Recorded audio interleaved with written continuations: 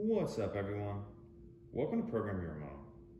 Today we're going to be doing a rear wiper blade change on a Ford Edge. This is a 17 Ford Edge here, but it will be the same on a few different years. So if we take a look at this rear window wiper,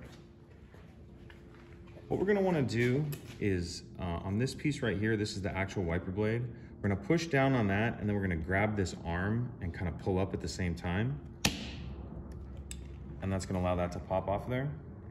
So what it is there's a piece in this that sits in that middle slot. Let's see if we can get a little shot of it here. So you can see it right up in here. So to put it back on, we're just going to snap that little bar into that middle slot. Like that. And that's it. Pretty simple. If you have any questions, please let me know. If you could take a second to like and subscribe, it helps us out, and I'd appreciate it. Thank you.